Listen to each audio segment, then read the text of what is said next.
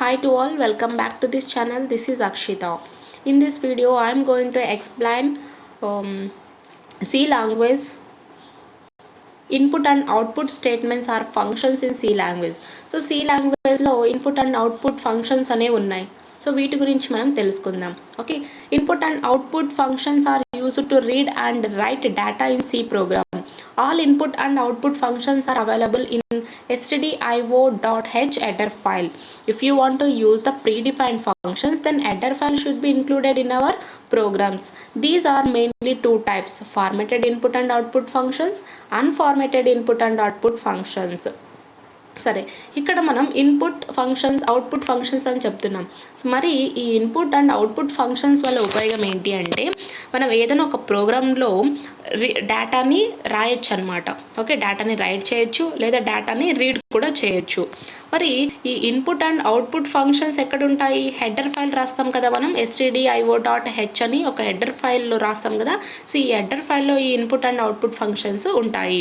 For example, మనం pre defined ఫంక్షన్స్ని use చేయాలనుకోండి, ఒక ప్రోగ్రాంలో ప్రీ డిఫైన్డ్ ఫంక్షన్స్ని యూజ్ చేయాలనుకోండి, అప్పుడు మన ప్రోగ్రామ్స్లో ఏం ఇంక్లూడ్ చేయాలి? హెడర్ ఫైల్స్ని యూజ్ చేయాల్సి ఉంటుంది. ఓకే, ఎప్పుడైతే మనం హెడర్ ఫైల్ని యూజ్ చేస్తామో, హెడర్ ఫైల్ని ఇంక్లూడ్ చేస్తాము ప్రోగ్రామ్స్లో, అప్పుడు మనం ప్రీ డిఫైన్డ్ ఫంక్షన్స్ని యూజ్ చేయొచ్చు. సో ఇందులో టూ టైప్స్ ఉన్నాయి: ఫార్మాటెడ్ ఇన్పుట్ అవుట్పుట్ ఫంక్షన్స్ అని, అన్ఫార్మాటెడ్ ఇన్పుట్ అవుట్పుట్ ఫంక్షన్స్ అని టూ టైప్స్ ఉన్నాయన్నమాట. అందులో format input and output functions ఏ విధంగా ఉన్నాయో చూద్దాం. The format input and output functions are used to read and write data in a particular format.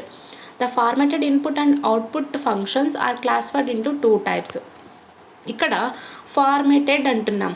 Okay, formatted input and output ఫంక్షన్స్ని ఎందుకు use చేస్తున్నామంటే, ఒక పర్టికులర్ ఫార్మేట్లో మనం ఏదైనా ఒక డేటాని రీడ్ చేయాలన్నా లేదా పర్టికులర్ ఫార్మేట్లో డేటాని రైట్ చేయాలన్నా మనం ఈ ఫార్మాటెడ్ ఇన్పుట్ అవుట్పుట్ ఫంక్షన్స్ని యూజ్ చేస్తాము. ఓకే, అగైన్ ఇక్కడ టూ టైప్స్ ఉన్నాయి. ఈ ఫార్మాటెడ్ ఇన్పుట్ అవుట్పుట్ ఫంక్షన్స్లో టూ టైప్స్ ఉన్నాయి. ఒకటేమో ప్రింట్ఎఫ్, ఇంకోటేమో స్కాన్ఎఫ్. దేనికి యూజ్ చేస్తాము? పర్టికులర్ ఫార్మేట్ని రీడ్ అండ్ రైట్ చేయడానికి మనం ఈ ఫార్మాటెడ్ ఇన్పుట్ అవుట్పుట్ ఫంక్షన్స్ని యూజ్ చేస్తాము. నెక్స్ట్ ఇప్పుడు మనం ముందుగా స్కాన్ఎఫ్ గురించి తెలుసుకుందాం. The scanf function is a standard input function which is used to read values in to the variables at run time. Scanf function use చేస్తున్నాం. ఈ స్కాన్ఎఫ్ ఫంక్షన్ వచ్చేసి ఒక స్టాండర్డ్ ఇన్పుట్ ఫంక్షన్ అన్నమాట. మరి ఈ ఫంక్షన్ యూజ్ చేసి run టైంలో variables యొక్క వాల్యూస్ని మనం, అంటే వేరియబుల్స్లోకి మనం వాల్యూస్ని పంపించింటాం కదా, సో ఆ వాల్యూస్ని రీడ్ చేయొచ్చు. ఎప్పుడు? రన్ టైంలో వాల్యూస్ని రీడ్ చేయొచ్చు. దేన్ని యూజ్ చేసుకొని? స్కాన్ఎఫ్ ఫంక్షన్ని యూజ్ చేసుకొని. ఫర్ ఎగ్జాంపుల్, ఒక సింటాక్స్ చూడండి. Scanf control string ampersand variable 1, ampersand variable 2 and so on ampersand variable n. ఇక్కడ కంట్రోల్ స్ట్రింగ్, అలాగే వేరియబుల్ 1, వేరియబుల్ 2, వేరియబుల్ n వరకు మనం వాల్యూస్ని, సో వీటిని రీడ్ చేయొచ్చు అనమాట. ఓకే, దేన్ని యూజ్ చేసి? స్కాన్ఎఫ్ ఫంక్షన్ని యూజ్ చేసి. ఫర్ ఎగ్జాంపుల్, కొన్ని ఎగ్జాంపుల్ చెప్పొచ్చు. సో యాంపర్సండ్, ఇక్కడ చూడండి, ఈ విధంగా మనం వాల్యూస్ని రీడ్ చేయొచ్చు అనమాట. Next printf. యాక్చువల్లీ ఇక్కడ ప్రింట్ఎఫ్కి స్పేస్ లేదు. ఇక్కడ ప్రింటింగ్లో మనకు కొంచెం ప్రాబ్లం వచ్చిందంతే. Then printf is a standard output function which is used to display text message or values of variables on the screen. ఇక్కడ ప్రింట్ఎఫ్ అనేది, అంటే ప్రింట్ఎఫ్ ఫంక్షన్ వచ్చేసి ఒక అవుట్పుట్ ఫంక్షన్. అవుట్పుట్ ఫంక్షన్ పేర్లోనే ఉంది, అవుట్పుట్ ఫంక్షన్. ఇది మనకు వేరియబుల్స్ యొక్క వాల్యూస్ కావచ్చు, లేదంటే వేరియబుల్స్ యొక్క నేమ్ కావచ్చు, వేరియబుల్స్కి సంబంధించినటువంటి ఒక మెసేజ్ ఏదైనా కావచ్చు, టెక్స్ట్ అన్నమాట. ఇది టెక్స్ట్ని డిస్ప్లే చేస్తుంది స్క్రీన్ మీద. ప్రింట్ఎఫ్ యూజ్ చేస్తే మనకు ఏమొస్తుంది? పలానా ఇన్ఫర్మేషన్ అనేది డిస్ప్లే అవుతుంది. ప్రింట్ఎఫ్ని యూజ్ చేస్తే వేరియబుల్ యొక్క వాల్యూ కావచ్చు, లేదా దాని యొక్క సైజ్ కావచ్చు, లేదా దాని యొక్క నేమ్ కావచ్చు. సో దానికి సంబంధించినటువంటి, వేరియబుల్కి సంబంధించినటువంటి ఒక టెక్స్ట్ స్క్రీన్ మీద డిస్ప్లే అవుతుంది. సో అలా డిస్ప్లే అవ్వాలంటే మనం ఏం యూజ్ చేయాలి? ప్రింట్ఎఫ్ అనేటువంటి ఒక స్టాండర్డ్ అవుట్పుట్ ఫంక్షన్ని యూజ్ చేయాలి. ఫర్ ఎగ్జాంపుల్ సింటాక్స్ ఇక్కడ చూడండి, printf టెక్స్ట్ మెసేజ్ లేదా printf control string then variable 1, ఈ విధంగా. సో ఇది సింటాక్స్ అన్నమాట. దెన్ ఇక్కడ మీకు డౌట్ అవ్వచ్చు, సెమీకోలన్ ఉండాలి, సెమీకోలన్ ఉంటేనే అప్పుడు మనకు అవుట్పుట్ వస్తుంది, లేదంటే ఎర్రర్ వస్తుంది. ఇక్కడ చూడండి ఎగ్జాంపుల్స్లో క్లియర్గా ఇచ్చేసారు. printf we are good students. So ఏదైనా ఒక వేరియబుల్ కానీ లేదంటే టెక్స్ట్ మెసేజ్ కానీ ఏదైనా ఒకటి డిస్ప్లే చేయాలి అనుకుంటే మనం ముందుగా printf టైప్ చేసి ఏ మెసేజ్ అయితే రావాలో లేదా ఏ వాల్యూ అయితే రావాలో లేదా ఏ ఇన్ఫర్మేషన్ అయితే రావాలో మనం దాన్ని ఇక్కడ సూటబుల్ కమాండ్ యూస్ చేసి రాయాల్సి ఉంటుంది. Then only we will get the output. Unformatted input and output functions. So ఇప్పుడు ఫార్మాటెడ్లో ప్రింట్ఎఫ్, స్కాన్ఎఫ్ చూసాం. దెన్ అన్ఫార్మాటెడ్లో వచ్చేసి the unformatted input and output functions are used to read and write data on the screen. The unformatted input and output functions are classified as follows. Okay, ఇక్కడ unformatted input and output ఫంక్షన్స్ని ఎందుకు use చేస్తామంటే screen మీద డేటాని right చేయాలన్నా లేదా డేటాని read చేయాలన్నా మనం ఈ అన్ఫార్మాటెడ్ ఇన్పుట్ ఫంక్షన్స్ని అలాగే అవుట్పుట్ ఫంక్షన్స్ని యూజ్ చేస్తాము. అగైన్ వీటిని ఈ విధంగా క్లాసిఫై చేశారు, get char, okay, get CH, put char, gets, puts. So ఈ విధంగా ఈ ఇన్పుట్ అండ్ అవుట్పుట్ ఫంక్షన్స్ అయితే ఉన్నాయి. మరి గెట్ క్యార్కి గెట్ సిహెచ్కి డిఫరెన్స్ ఏంటో ముందుగా ఫస్ట్ వాటి గురించి తెలుసుకుందాం. Get char, this function is used to read only one character at a time. The given character will be displayed on the screen and no need to use any enter key. ఇక్కడ మనం get క్యార్ అనేటువంటి ఫంక్షన్ని use చేసి at a టైంలో, okay, at a టైంలో ఏదైనా ఒక క్యారెక్టర్ని మాత్రమే మనం రీడ్ చేయగలము. ఓకే, సో ఇక్కడ స్క్రీన్ మీద డిస్ప్లే అయినటువంటి క్యారెక్టర్ ఉంటుంది కదా, ఈ క్యారెక్టర్ని మనం యూజ్ చేయాలనుకోండి, అంటే ఈ క్యారెక్టర్ని మనం రీడ్ చేస్తున్నాం ఇక్కడ స్క్రీన్ మీద. మరి ఇది స్క్రీన్ మీద పలానా క్యారెక్టర్ డిస్ప్లే అయినప్పుడు మనం ఎంటర్ కీ టైప్ చేయాల్సినటువంటి అవసరం అయితే ఉండదన్నమాట. ఓకే, గెట్ క్యార్ నుంచి మనం అట్ ఏ టైంలో ఒక క్యారెక్టర్ని రీడ్ చేయొచ్చు, ఇది స్క్రీన్ మీద డిస్ప్లే అవుతుంది, ఎటువంటి ఎంటర్ కీ టైప్ చేయాల్సినటువంటి అవసరం లేదు. అండ్ నెక్స్ట్ వచ్చేసి get H. This function is used to read only one character at a time. The given character will not be displayed on the screen and no need to use any enter key. Get ch అంటున్నాం. So ఈ get ch కూడా, ఈ function కూడా మనకు ఏదో ఒక క్యారెక్టర్ని read చేయడానికి యూజ్ అవుతుంది అనమాట. అట్ ఏ టైంలో ఏదో ఒక క్యారెక్టర్ని మనం రీడ్ చేయొచ్చు, కానీ చేయొచ్చు కానీ స్క్రీన్ మీద ఎటువంటి క్యారెక్టర్ కూడా డిస్ప్లే కాదు. గెట్ క్యార్లో ఏమవుతుంది, ఏదో ఒక క్యారెక్టర్ని రీడ్ చేయొచ్చు, అది స్క్రీన్ మీద డిస్ప్లే అవుతుంది, కానీ గెట్ సిహెచ్లో ఏమవుతుంది, స్క్రీన్ మీద ఎటువంటి క్యారెక్టర్ డిస్ప్లే కాదు, but we can read. Then put char. This function is used to display a character on the out screen. So put char అంటున్నాం. ఓకే, ఈ ఫంక్షన్ యూజ్ చేసి మనం ఈ అవుట్ స్క్రీన్ ఉంటుంది కదా, ఈ అవుట్ స్క్రీన్ మీద క్యారెక్టర్ని మనం డిస్ప్లే చేయొచ్చు. And then gets.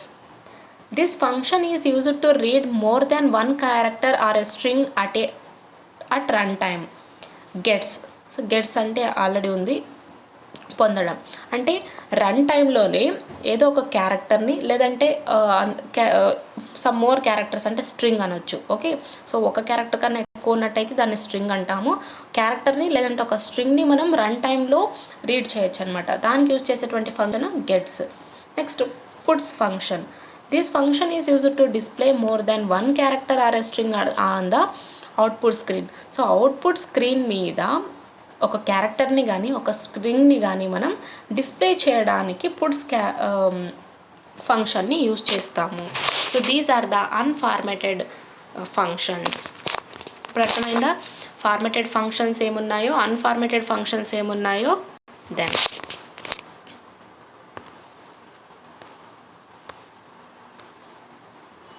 Compiling and executing C program. ఇక్కడ మనం సి ప్రోగ్రామ్ని అయితే రాసేస్తాం. మరి ఈ సి ప్రోగ్రామ్ని మనం కంపైల్ చేయాలి, ఎగ్జిక్యూట్ చేయాలి.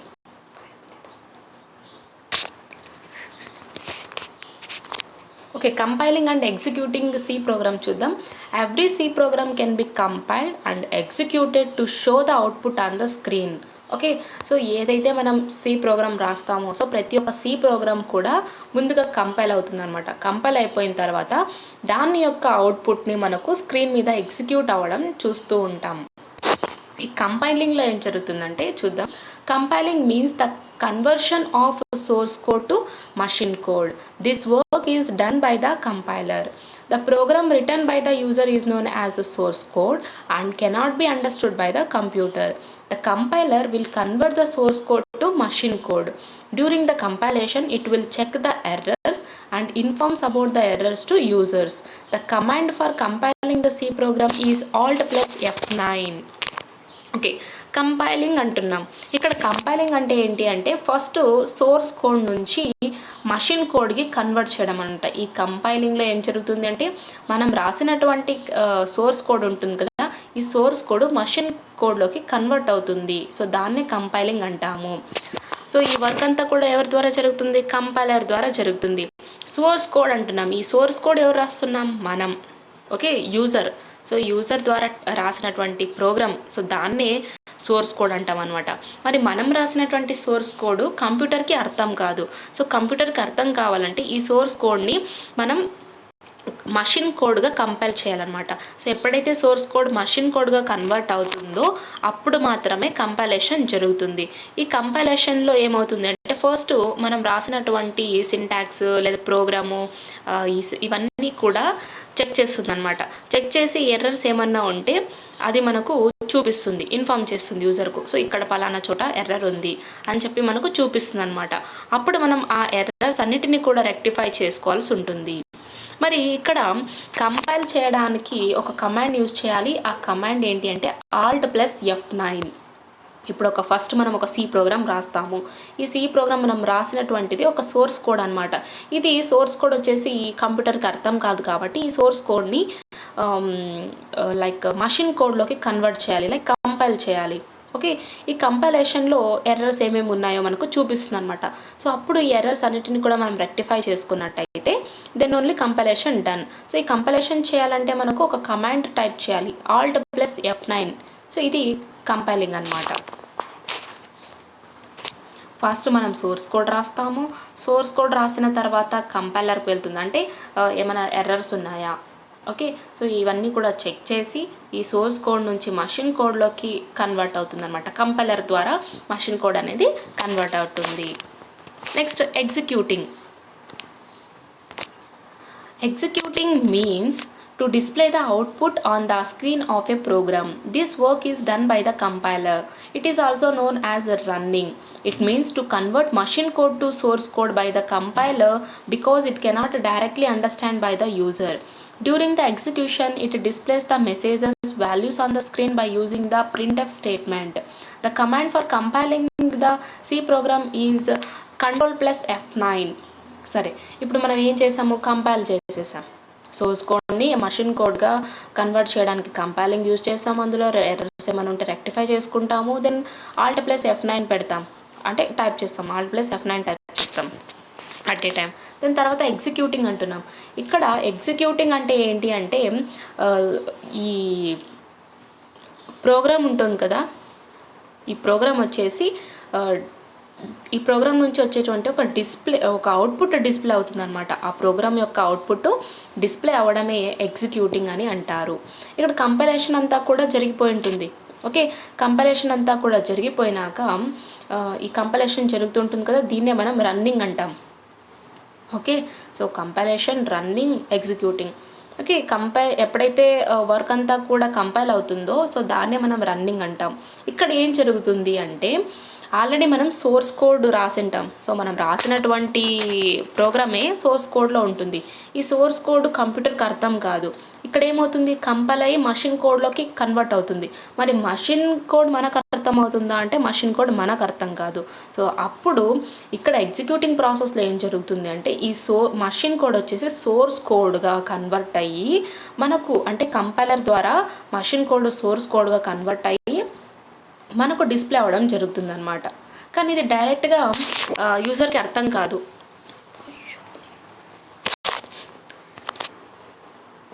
సో ఈ టైంలో ఏమవుతుంది, మషిన్ కోడ్ సోర్స్ కోడ్గా కన్వర్ట్ అవుతుంది అనమాట. Then only we will get the output. ఇక్కడ ఎగ్జిక్యూషన్ ప్రాసెస్లో ఏం జరుగుతుందంటే, ఏదైతే మనం మెసేజెస్ని అక్కడ సోర్స్ కోడ్లో ఇంక్లూడ్ చేసి ఉంటామో, లేదా వాల్యూస్ని ఇంక్లూడ్ చేసి ఉంటామో, అవన్నీ కూడా మనకు స్క్రీన్ మీద డిస్ప్లే అవ్వడం జరుగుతుంది. అంటే మనం రాసినటువంటి సింటాక్స్ని బేస్ చేసుకొని మనకు అవుట్పుట్ అనేది వస్తుందన్నమాట. ఇక్కడ మనం సింటాక్స్ రాయడానికి ప్రింట్ఎఫ్ స్టేట్మెంట్ని యూజ్ చేసి ఉంటాం. ఈ ప్రింట్ఎఫ్ స్టేట్మెంట్ ఉంటేనే మనకు వాల్యూస్ కానీ మెసేజెస్ కానీ ఇవన్నీ కూడా డిస్ప్లే అవుతాయి అన్నమాట ఎగ్జిక్యూషన్ టైంలో.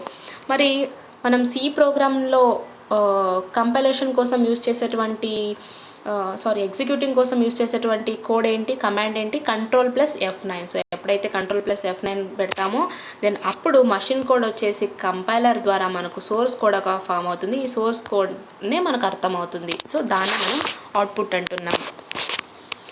దెన్ రిమైనింగ్ టాపిక్ని, అంటే నెక్స్ట్ టాపిక్ని నేను నెక్స్ట్ వీడియోలో పోస్ట్ చేస్తాను. ఒకవేళ మీకు ఏమన్నా ఏ టాపిక్ అయినా కావాలనుకుంటే కామెంట్ సెక్షన్లో కామెంట్ చేయండి.